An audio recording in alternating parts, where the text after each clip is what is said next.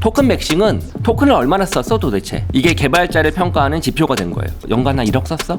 2억 썼어? 많이 쓴다는 얘기는 일을 많이 했다는 의미죠. 그래서 실리콘밸리에서는 개발자가 취업을 할 때도 저 연봉 2억입니다 이게 아니라 2억 플러스에 토큰은 한 연간 2억 정도는 쓰게 해주세요 라고 하는 것도 바우처로 갖다 집어넣고서 그렇게 계약 조건을 옵션으로 걸기도 하죠. 어떤 개발자는 1억 토큰을 써서 성과를 200을 만들고 어떤 개발자는 토큰을 2억을 쓰고 성과를 5천을 만든다? 그럼 당연히 전자가 더 훌륭한 거잖아요. 비즈니스 AI 에이전트 그런 것들이 기업 내에 쑥쑥 들어오기 시작하면 이 BAA가 사람의 인건비처럼 BAA를 통해서 토큰이 막 나가는 거거든요. 때로는 사람이 하는 인건비보다 더 비쌀 수도 있다고요. 그러려면 측정해야죠.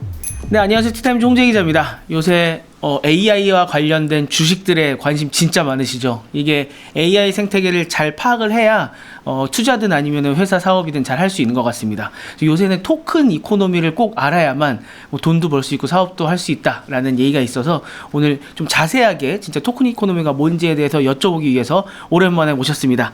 SK AI위원회 김지현 부사장님 모셨습니다. 안녕하십니까? 반갑습니다. 오랜만이네요. 오랜만에 뵙습니다.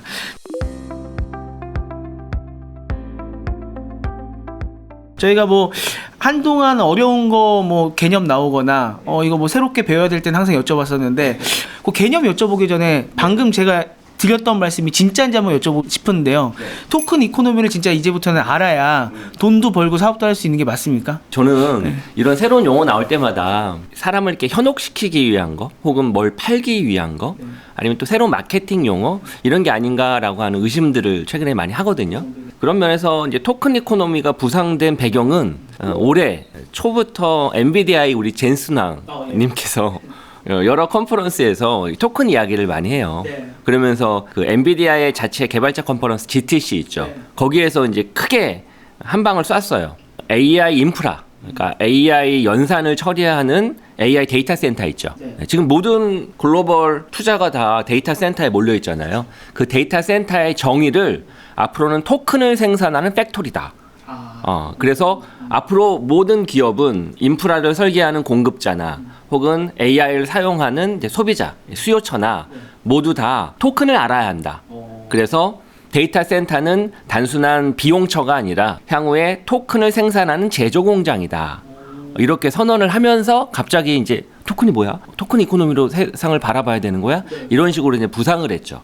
자, 그런 면에서 보면 AI 시장에서 젠슨왕이 차지하는 비중은 뭐 어마어마하잖아요. 요새 젠슨왕 입만 이렇게 쳐다보시다가 그거 딱 듣자마자 투자하시는 분들 되게 많아요. 그런 면에서 그래 이 토큰은 좀 남다르게 봐야 될 용어는 맞다. 라는 생각은 드는데 그렇다고 해서 막 토큰 생태계, 토큰 플랫폼으로 그 위상을 너무 높여 잡을 건 아닌 것 같아요. 예를 들면 웹 비즈니스, 그다음 모바일 생태계, 공유 경제, 플랫폼 비즈니스 이런 용어들은 그냥 단순 마케팅 용어가 아니라 자리를 잡았잖아요. 검증이 됐잖아요. 근데 그런 거와 비교해 볼 때 토큰 이코노미는 그 정도 레벨은 아니지만 하지만 최근 1, 2년 동안의 AI 시장을 둘러싼 변화나 아까 이야기했던 기업에 대한 투자를 바라볼 때 해석할 때 중요한 잣대다. 측정치이다. 이 정도 수준으로는 생각하면 될 것 같아요. 여기에서 이제 토큰 이코노미 토큰이 뭐냐를 좀 여쭤봐야 되는데 잘 안 와닿아서 이렇게 좀 여쭤보고 싶어요. 토큰의 일생이라고 해야 될까요? 토큰이라는 애를 하나의 뭐 캐릭터라고 생각을 하면 이 토큰의 일생은 어떻게 태어나서 어떻게 소비되고 얘가 빠이빠이 되는 겁니까? 사실 저는 이제 토큰 하면은 한 10년 전에 암호화폐 토큰이 기억나거든요. 그때 또 토큰 이코노미라는 말이 유행했었거든요. 그건 다른 거예요. 완전 다른 거예요. 완전. 그거는 이제 화폐로서의 토큰을 말하는 거고 지금 여기서 AI 시장에서 말하는 토큰은 화폐가 아니라 AI가 연산을 처리하는 최소 단위라고 이해하시면 돼요. 그래서 예를 들게요. 챗GPT 창을 열고 프롬프트에 우리가 따다다닥 쳐가지고 입력을 하잖아요. 그러면 그 입력된 텍스트가 토큰화 됩니다. 잘게 쪼개져요. 그걸 프리필이라고 하고 전문 용어로 그게 바로 토큰이 처음으로 생성되는 거예요. 그렇게 생성된 토큰이 AI 모델 속으로 쑥 들어갑니다. 그러니까 우리가 입력한 텍스트가 그대로 들어가는 게 아니에요. 토큰으로 변환되어서 그 토큰이 모델 속으로 쏙 들어가는 거예요. 그러면 그 안에 막 연산이 처리될 거 아니에요? 그 모든 연산이 다 토큰으로 처리가 돼요. 토큰이 그때 생산되는 거죠. 그 안에서. 그리고 그렇게 만들어진 토큰을 우리 화면에 출력을 해야 되잖아요. 근데 토큰으로 출력하면 우리가 무슨 말인지 몰라요. 외계어니까. 그거를 우리가 잘 이해하기 쉽게 때로는 텍스트로 때로는 영상으로, 이미지로, 코드로 생성해서 보여줘야 되잖아요. 그걸 디코드라고 합니다. 그러니까 우리가 입력해서 집어넣은 프롬프트, 우리가 출력해서 보여지는 건 우리의 언어인데 사실 기계로 들어가면, 데이터 센터 안으로 들어가면 모든 게 다 토큰으로 잘게 쪼개져서 처리가 된다고 보시면 돼요. 여기서 조금 어려운 거는 토큰 공장에서 토큰이 생산이 돼야 되는데 제가 날리는 것부터 시작할 때도 또 토큰이 만들어져서 들어가는 거잖아요. 입력되면 대화창에 프롬프트가 입력이 되면 그게 내 컴퓨터에서 처리되는 게 아니라 먼저 AI 모델 근처로 가죠. 데이터 센터로. 그때 그거를 집어넣기 위해서 토큰화 되는 겁니다. 토크나이징이라고 하죠. 그래서. 그럼 저는 여기에서 누르고 있지만 실제로 그 공장에서 생산이 되고 있는 거군요. 맞아요. 근데 온디바이스 AI는 디바이스 위에서 AI가 돌아가죠. 그러면 디바이스 안에 있는 MPU가 작동될 거 아니에요? 네. 처리되고 그러면 AI 연산도 여기서 되죠. 네. 그러면 온디바이스 AI에서의 처리는 토큰을 이 안에서 처리되는 거죠. 그럼 걔도 토큰 이코노미의 맞아요. 일부라고 보면 되네요. 그래서 이제 전문 용어로 하이브리드 AI, 즉 온디바이스 AI에서 처리되는 AI와 SLM이죠. 작은 스몰 랭귀지 모델. 저쪽 파운데이션 모델, 거대한 데이터 센터에서 처리되는 AI와 두 가지가 때로는 이 안에서 처리될 수 있으면 이 안에서 토큰화 돼가지고 처리가 되는 것이고, 이거 내가 처리하기엔 너무나 고성능의 컴퓨팅 파워가 필요한데 그럼 데이터 센터로 보내는 것이고, 이걸 하이브리드 AI라고 합니다. 여기서 요새 듣는 단어 중에 하나가 토큰 맥싱이라고 나오더라고요. 요것도 일단 한번 개념적으로 여쭤보고 그 다음에 넘어가 봐야 될 것 같아요. 한 산업화 시대가 막 본격화되던 20년 전, 30년 전에 우리의 아버지 세대들은 회사에서 일할 때 뭐가 제일 중요했죠? 아버지들 일하실 때요? 술 드시는 거?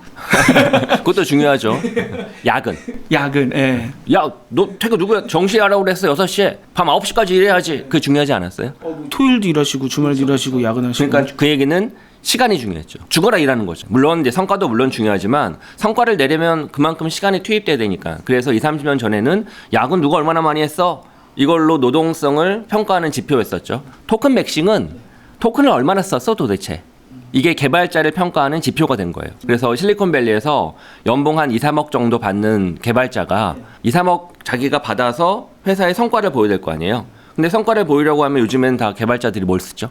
AI 쓰죠. AI 쓰죠. 근데 AI를 쓰면은 뭘로 평가되죠? 토큰. 얼마나 소비하느냐. 그래서 토큰 맥싱이라는 의미는 개발자들한테 야, 너 얼마나 일했어? 오늘 야근 몇 시간 했어? 그것처럼. 이건 이제 옛날 지표고 지금은 토큰 얼마나 썼어? 그래서 연간 한 1억 썼어? 2억 썼어? 많이 쓴다는 얘기는 일을 많이 했다는 의미죠. 뭘 많이 집어넣으니까. 그래서 토큰 맥싱은 토큰을 소비를 많이 한, 그러니까 토큰을 연간 어마어마하게 많이 쓴 개발자나 이제 인력들을 더 우대시하는 걸 뜻합니다. 그래서 실리콘밸리에서는 개발자가 취업을 할 때도 그냥 저 연봉 2억입니다 이게 아니라 2억 플러스에 토큰은 한 1억 연간 아니 2억 정도는 쓰게 해주세요 라고 하는 것도 바우처로 갖다 집어넣고서 그렇게 계약 조건을 옵션으로 걸기도 하죠. 왜냐하면 내 능력을 더 배가시키려고 하면 좋은 툴이 필요한데 좋은 툴을 제대로 쓰려면 토큰이 많이 소비되니까 내 이거를 월급에서 내 돈으로 할 수는 없잖아요. 회사가 이걸 잘 지원해줘야 내 역량을 제대로 발휘할 수 있잖아요. 마치 전쟁터에 나간 군인한테 총 한 자로 그냥 칼빈소 총 하나 주고 싸우라고 하면 안 되잖아요. 수류탄도 있어야 될 거 아니에요. 그런 것처럼. 기관총도 있어야 될 거 아니에요. 그런 것처럼. 그리고 연봉 5억인 사람은 예를 들어 토큰도 5억 원어치를 준다고 하면은 연봉 2억 원이었던 제가 2억 토큰을 되게 빨리 다 쓰고 저 이만큼 썼어요라고 하면 연봉도 올려주고 토큰도 더 주는 겁니까? 거기서 이제 맹점이 발견된 거죠. 잘 지적하셨는데 아니 그럼 저 옛날에 2, 30년 전에도 저 야근 밥 먹듯이 하고 잠도 안 자고 이랬는데요? 라고 한다 한들 성실함은 훌륭하지만 박수를 보내지만 성과가 그랬어도 같이 봐야 될 거 아니에요. 그래서 사실은 토큰 맥싱 안에는 숨어있는 뜻은 있어요. 토큰을 많이 써서 일을 정말 제대로 하는 건지를 평가하는 것 이외에도 다른 지표도 있죠. 토큰을 제대로 썼나. 아까 방금 얘기한 것처럼 어떤 개발자는 1억 토큰을 써서 성과를 200을 만들고 어떤 개발자는 토큰을 2억을 쓰고 성과를 5천을 만든다? 그럼 당연히 전자가 더 훌륭한 거잖아요. 그래서 같이 봐야죠 사실은. 근데 그렇게 같이 보려면 토큰을 1번 얼마나 값싸게 잘 쓰느냐. 두 번째로는 그 토큰으로 얻은 밸류가 실제 뭐 코드를 만들든 어떤 생성 가치가 얼마의 밸류를 만들어내느냐. 이 두 가지를 같이 봐야죠. 예를 들어 제가 이제 프롬프트를 어마어마하게 복잡하게 꼬고 이것도 해라 저것도 해라. 실제 업무의 생산성에는 별로 도움이 안 되는데 막 집어넣었어 프롬프트를. 그러면 이걸 해결하기 위해서 추론도 돌아가고 심지어 에이전트 같은 경우에는 수많은 툴과 API를 호출하거든요. 하나하나가 다 토큰 가격이라고요. 그래서 너무 과하게 썼네. 그래서 과하게 써서 토큰 가격은 어마어마하게 100만 원을 썼는데 실제 내가 100만 원 이상의 밸류를 만들어내는 게 아니야. 10만 원밖에 안 돼. 그러면 B죠. 그러니까 이거를 기업은 CTO는 평가할 수 있어야죠. 측정할 수 있어야 하고. 그리고 실리콘밸리는 이미 그걸 측정할 수 있는 상태고 이 사람들이 토큰을 사용해서 토큰에 사용하는 돈보다 더 좋은 밸류를 만들어내고 있다는 뜻입니까? KPI를 그래서 그렇게 설정을 하죠. 테크 기업들은 그렇게 가이죠. 누가 얼마의 토큰을 써서 그가 만들어낸 생성물이 어떤 가치를 만들어냈는지를 측정을 해서 아 이거는 계속 온고잉 하는 게 좋겠다. 아 이거는 스탑하는 게 좋겠다. 누구에게 어느 부서에게 어느 정도의 토큰을 지급하는 게 합리적이겠다라고 하는 부분을 실리콘밸리의 CFO들 CTO들은 이제 중요한 경영 지표로 삼고 그런 고려를 하고 있죠. 그럼 그게 우리나라에도 이제 영향을 미치고 있어요. 이제 영향을 미칠 거라고 봅니다. 국내에 있는 테크 기업들은 이제 기본적으로 생성형 AI가 제일 잘하는 게 코딩이잖아요. 그리고 실제 목전에서 경험을 하고 있고, 예전에 2명, 3명 정도 주니어 개발자하고 함께 일하는 시니어 개발자가 이 주니어 개발자가 아니라 AI도 이용하니까 훨씬 속도도 빨라지고 퀄리티도 좋아지네. 근데 얼마 드는 거야 토큰을 도대체? 1억이야 5천이야. 인건비도 훨씬 싸네. 실제 그리고 토큰을 그렇게 들었더니 업무 속도나 그게 만들어내는 퀄리티의 결과물의 가치가 되게 높네. 그러면 더 줘 이렇게 되는 것이고. 해봤더니 말짱 도루묵이네. 토큰은 토큰 가격대로 썼는데 실제 성과는 별로 없네. 그러면 안 주는 거고. 그렇게 평가를 하고 있죠. 그러니까 이게 개념이 나온 지가 오래되지 않았으니까 지금 만들어가고 평가하고 있는 단계겠군요, 대부분. 맞아요. 왜냐하면 곰곰이 생각해 보시면 생성형 AI 쓰시죠. 그렇죠. 우리들이 쓰는 거랑 개발자들이 쓰는 거랑 좀 다르긴 하지만 또 기업에서 돈 주고 쓰는 건 다르지만 우리도 쓰면 월 $20, 월 $200 혹은 API 같은 거 이용해가지고 쓰는 경우에는 개별 토큰 가격을 매겨서 쓰잖아요. 그러면 스스로 생각할 거 아니에요. 내 돈을 들이든 회사에서 교육비를 받아가지고 쓰든 계속 이렇게 월 $200, 월 $20 내고 쓸 만한 가치가 있나? 내 스스로도. 그리고 API 호출해서 쓰는 토큰 같은 경우에는 종량제라고요. 쓰는 만큼 내거든요. 그럼 나도 고민할 거 아니에요. 기업도 이거 잠깐만 생성형 AI를 이렇게 남발하는 게 맞나? 왜냐하면 예전에 일반적인 SaaS라고 불리는 그런 서비스들은 클라우드에서 쓰잖아요. 구독료 베이스로. 그건 딱 정해져 있거든요. 한 좌석 수당, 한 구독자 수당 얼마. 얘가 100을 쓰든 1000을 쓰든 즉 100시간을 쓰든 1000시간을 쓰든 항상 똑같았다고요. 그러니까 그냥 지불하고 잊으면 되거든요. 근데 토큰은 안 그러거든요. 이건 AI는 쓰면 쓸수록 비용이 생각하지도 못해 계속 늘어나거든요. 그러면 들여다봐야 될 거 아니에요. 이게 과연 제대로 쓰이는 게 맞나? AI 회사만 돈 벌어주고 우리 기업은 그냥 돈만 계속 소비하는 거 아닌가? 이렇게 고민을 할 거 아니에요. 그 고민이 시작되고 있죠. 근데 그 고민을 예전에는 어떤 잣대와 어떤 기준으로 고민을 해야 되지라고 퀘스천이었는데 마침 토큰이라고 하는 잣대가 있으니 그걸 가지고 평가를 해보자라고 최근에 대두되고 있는 개념이라고 이해하시면 됩니다. 지금 소비 측면에서 조금 저희가 약간 명확해지고 있는 것 같은데 이 토큰을 소비한다는 게 예전보다 개념이 좀 쉬워진 거는 클로드가 먼저 할당량을 눈에 보여주면서 맞아요. 예를 들어 내가 사용량을 얼마나 썼는지에 따라서 내가 한 달치 돈을 냈어도 이걸 다 쓰면은 막아버리면서 이거 너무 많이 쓰면 안 되는구나, 효율적으로 써야 되는구나 라는 생각을 하게 만들어줬고, 클로드를 안 쓰시던 제미나이 챗GPT 쓰시던 분들도 요새 이제 제미나이도 그 할당을 눈에 보이게 만들어주면서 이 안에서 쓰게끔 지금 유도를 하고 있잖아요. 이렇게 대부분의 사람들이 다 그 토큰 맥싱의 이코노미 안으로 들어가고 있는 상황이라고 보면 되겠네요. 그렇죠. 예를 들면 데이터 요금제 뭐 쓰세요? 저는 최근에 그 저가 요금제로 바꿔서 KB 35,000원짜리인가 쓰고 있습니다. 비싼 건 막 10만 원이 넘잖아요. 무제한도 있고 그다음에 또 한 달에 뭐 3기가 5GB도 있고 그걸 토큰이라고 생각하시면 돼요. 예를 들면 내가 한도 끝도 없이 쓰면 너무 비용이 많이 나오잖아요. 게다가 정액제로 쓰더라도 나 급해 빨리 써야 돼라고 하면 또 종량제로 또 메가바이트당 얼마씩 써야 되잖아요. 부담이잖아요. 그러니까 와이파이를 찾아다니고 이럴 거 아니에요. 그리고 비용을 줄이기 위한 방법들을 고민하잖아요. AI도 그렇게 되고 있는 거죠. AI도 지금 말씀하셨던 것처럼 토큰처럼 이거 내가 얼마를 쓰고 있었지? 이게 얼마를 쓰고 있는 게 맞나? 내가 하는 일이 정말 AI를 통해 가지고 성과가 나는 게 맞나? 이걸 보면서 이제 계산을 해야 되는 시점이 도래한 거죠. 왜? 너무 비용이 많이 드니까. 예를 들어 챗GPT든 제미나이든 클로드든 월 $20 하고 쭉 풀었더니 어마어마하게 쓰는 10%는 어마어마하게 쓰네.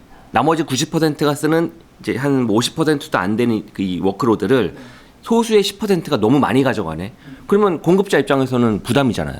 미치는 장사거든요. 그러니 이걸 어떻게 낮추지? 고민할 수밖에 없잖아요. 그러니 어마어마하게 쓰는 그들에게 이제는 종량제로 바꾸려고 하는 신호탄이 터진 거죠. 근데 이제 그걸 합리적으로 설명하려면 뭐가 필요할 거 아니에요. 단위가. 네. 기가바이트처럼 네. 데이터 요금제처럼. 그게 토큰이라고 보시면 돼요. 통신 쪽으로 설명해 주니까 진짜 쉬워지는데 예전에 LTE 이전 시대만 해도 거의 그냥 정액제로 그냥 무제한 쓸 수 있는 경우가 왜냐하면 많았잖아요. 그때는 쓸만한 앱이 없었으니까. 그렇게 데이터를 많이 소진하는 앱이 별로 없었거든요. 끼꼬대야 SMS, 전화통화, 보이스 뭐 이 정도였잖아요. 지금은 넷플릭스, OTT 막 웹툰 뭐 어마어마하게 많잖아요. AI도 그렇다고 보시면 돼요. 거기다가 에이전트는 더해요. 거기다가. 자, 우리 일전에도 제가 나와서 말씀드렸는데 첫 번째 AI 모델은 LLM, 라지 랭귀지 모델이죠. 네. 라지 랭귀지 모델이 학습을 하고 훈련을 시키는데도 토큰이 들어가거든요. 그리고 그거를 쓰는 단계에서도 토큰이 들어가요. 그걸 인퍼런스라고 그래요. 서빙이라고 전문 용어로 표현하기도 하고 인퍼런스가 들어가면 당연히 토큰이 쓰일 거 아니에요. 근데 2025년도 1월부터 RLM의 시대가 왔죠. 추론의 시대. 리즈닝은 생각하는 모델이라고요. 최근에 AI 모델 쓰면 프롬프트 집어넣으면 어느 경우에는 막 10분, 20분, 30분 생각하잖아요. 그 생각하는 모델은 일반적인 인퍼런스 모델보다 훨씬 더 많은 토큰을 써요. 왜 생각하니까 이렇게도 생각하고 저렇게도 생각하고 하니까 더 오래 걸리잖아요. 그러면 그 과정에 토큰이 더 많이 만들어질 거 아니에요. 그래서 더 비싸요. 그래서 RLM은 더 커요. 대충 수백 배 정도 돼요. 물론 이제 이 토큰의 비용을 사실 따지기가 되게 변수가 많아요. 어떤 모델이냐, 어떤 프롬프트냐, 당연하잖아요. 프롬프트에 따라서 어려운 프롬프트도 있고 쉬운 프롬프트도 있잖아요. 또 어떤 툴을 호출하느냐, 이 되게 많은 경우의 수에 따라서 실제 토큰 하나당 가격이 달라지긴 하는데 그냥 비교를 쉽게 하기 위해서 설명하면 인퍼런스보다 추론이 한 수백 배 됩니다. 비용이 그만큼 비싸다는 거예요. 근데 에이전트는 수천 배예요. 왜? 에이전트는 뭘 시키는 거잖아요. 생각하는 것도 아니에요. 에이전트에게 우리가 뭘 시키잖아요. 그럼 이 에이전트는 생각도 하고, 즉 리즈닝도 하고, 인퍼런스, 서빙도 하고, 또 어떤 시스템에 연결해서 무엇인가 가져오기도 하고, 한 번만 가져오나 여러 번 가져오기도 하거든요. 복잡도가 더 높아지죠. 그러면 예전에 갇혀있던 AI가 여기저기 막 헤집고 다니거든요. 헤집고 다니면 그만큼 복잡도가 높아지고 그럼 당연히 토큰도 많이 만들어지겠죠. 그래서 젠슨왕이 오픈클로가 나왔을 때 박수를 쳤죠. 너무 고맙다고. 토큰을 많이 쓰니까. 많이 쓰니까. 오픈클로우 같은 설치형 에이전트 어플리케이션이라고 하는데 PC에 설치해서 쓰는 거는 안에서만 돌아가지 않거든요. 지가 필요하면 파운데이션 모델 막 연결도 하고 또 수많은 API들 막 호출하고 그 과정 속에서 장난 아니게 토큰이 쓰이는데 얼마가 쓰이는지도 알 수 없을 정도라고요. 그래서 아까 이야기했던 클로드의 할당량 이런 걸 보여주는 이유가 얼마큼 쓰였는지 인지하게 하기를. 경우에 따라서는 이렇게 토큰을 많이 썼단 말이야 라고 소비자가 깜짝 놀라거든요. 하지만 공급자 입장에서는 너무 고맙죠. 엔비디아 젠슨왕은 박수를 보내죠. 야, 토큰을 이렇게 많이 쓰였단 말이야? 왜? 매출이잖아요, 다. 인프라 사업자 입장에서는. 그런 이유 때문에 오픈클로우 같은 에이전트를 좋아하죠. 정리를 하면 과거에 일반적인 인퍼런스보다 리즈닝보다 에이전트가 어마어마하게 많은 토큰들을 필요로 한다고요. 그러니 인프라를 운영하는 기업들 입장에선 GPU, HBM, 데이터 센터 입장에서는 너무 고맙죠.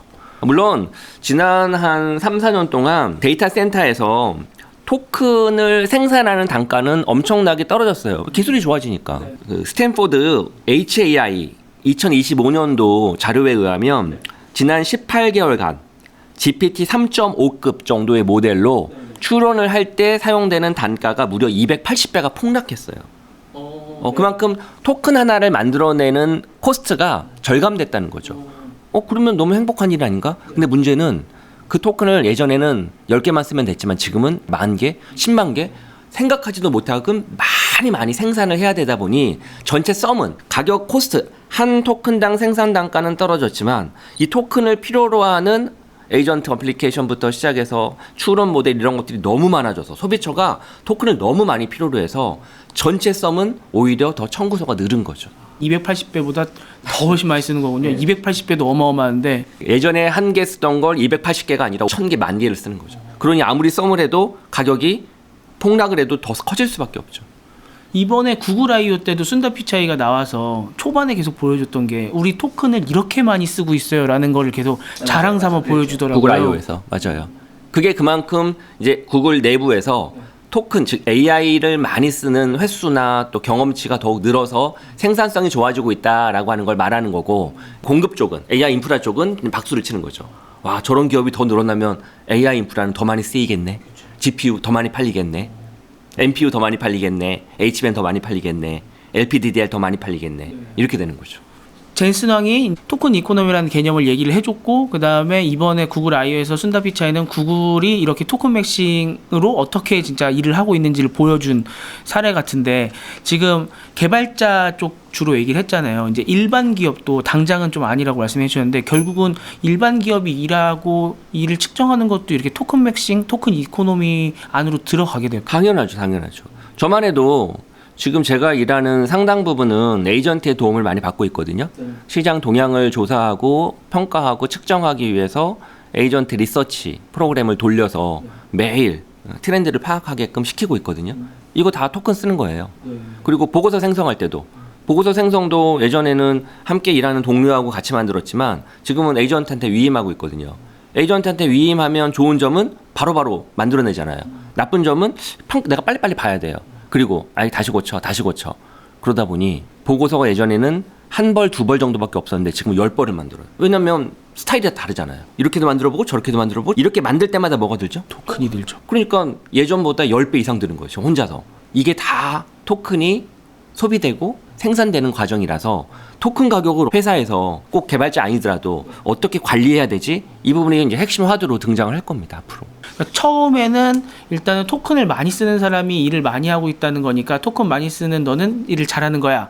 장려하는 거죠. 야근 더 하라니까 더 열심히 일해. 이게 1번. 이게 1번. 하지만 이게 예전에는 후배한테 뭘 시켰다가 내가 잘못 시켜서 잘못된 걸 갖고 오면 시간을 버리는 거였잖아요. 근데 지금은 AI는 굉장히 빨리 해주지만 토큰을 버리는 거기 때문에 이제 그걸 또 얼마나 잘 쓰냐가 이제 또 그 능력치가 되는 거군요. 맞아요. 예. 왜냐하면 어떤 모델에게 어떤 프롬프트를 어디까지 내리느냐에 따라서 토큰이 가격이 달라지잖아요. 그럴 거 아니에요. 그러니까 이제 토큰을 써야 되는 사람, 소비자 관점에선 어떤 모델에 어떤 프롬프트를 입력하고 어디까지 시켜서 토큰을 최소화시킬까를 고민해야 되죠, 사실은. 근데 이제 지금은 사실 그런 개념 없이 막 쓰고 있는 거죠. 근데 이제 앞으로 이제 그걸 신경 써야 되는 거고 개인이 막 손들어서 신경 쓰지 않을 거고 기업이 먼저 이제 철퇴를 내릴 겁니다. 왜냐면 비용 구조가 안 나오니까. 그럴 거 아니에요. 한 명이 막 회사에 내에서 보니까 어마어마하게 토큰을 많이 쓰고 있네. 그 예전에 같은 경우에는 컴퓨터 주고 전기 꼽고 이런 거 쓰는 게 다 비용이 관리가 됐잖아요. 어느 정도 쓰일지. 근데 토큰은 관리가 잘 안 되거든요. 아까 제가 설명드린 것처럼 저 10벌을 만들어가지고 문서를 비교하고 있거든요. 근데 시간이 지나면 2벌, 3벌로 줄여들 수 있어요. 왜냐면 과다한 토큰을 지불하는 걸 수 있잖아요. 근데 그런 걸 이제 평가하게 되고 생각해야 된다는 거죠. 그래서 이제 토큰을 기준으로 측정하는 거죠. 회사 내에서 많은 것들을. 지금 이 생산품 그리고 AI 인프라를 사용하는 과정에 토큰이 실제 그 비즈니스 밸류를 만들어내는데 어느 정도 기여했는지 이걸 평가해서 그 부서엔 그 사람에게는 어느 정도 토큰을 주는 게 맞겠다 안 맞겠다 이렇게 따져봐야 되는 거예요. 정액제일 땐 상관없어요. 근데 종량제로 가게 되면 더욱더 커지는 거죠. 전문 용어로 BAA라고 한다고 말씀드렸잖아요. 비즈니스 AI 에이전트. 그런 것들이 기업 내에 쑥쑥 들어오기 시작하면 이 BAA가 사람의 인건비처럼 BAA를 통해서 토큰이 막 나가는 거거든요. 예전처럼 정해진 게 아니라고요. BAA가 어떤 일을 얼마만큼 하느냐에 따라서 토큰 가격이 어마어마하거든요. 때로는 사람이 하는 인건비보다 더 비쌀 수도 있다고요. 그러려면 측정해야죠. 그리고 측정한 다음에 평가해야죠. 어느 정도 산출물에 어느 정도 토큰 가격이 들어갔는지. 이제 이런 개념과 이런 관심이 대두되는 게 바로 토큰 이코노미죠. 그러면 지금 어떻게 보면 저희가 좀 훈련을 받고 있다는 생각도 드는 게 아까 몇 벌을 만드냐 말씀해 주셨었는데 예전에 뭐 이미지 생성 AI 같은 거 쓰면은 한 달에 뭐 예를 들어 뭐 5만 원 내고 한 번 뽑을 때 몇 장씩 뽑을 거예요. 그러면 이제 최대가 4장이니까 무조건 4장 눌렀었거든요. 근데 요새는 한 달에 2,000 토큰 이런 식으로 막고서는 저희한테 설정하라고 이제 설정값을 주잖아요. 한 번에 한 장 뽑을 거예요, 4장 뽑을 거예요. 그러면 예전에는 주저없이 4장을 눌렀는데 이제 2장 할까? 맞아요. 한 장 할까? 오히려 이제 좀 더 가면 이렇게 되는 거죠. 한 장을 하되 내가 프롬프트를 더 정교하게 설계해서 실패하지 않는 한 장을 만들까? 그리고 그렇게 만든 한 장을 주석을 달면서 조금씩 수정하는 거죠. 오른쪽 귀퉁이, 왼쪽 하단을 이제 고치는. 그게 훨씬 4장을 만들어내는 것보다 더 값싼 거 아닌가? 이런 고민을 해야죠. 미래를 먼저 보다 티타임즈.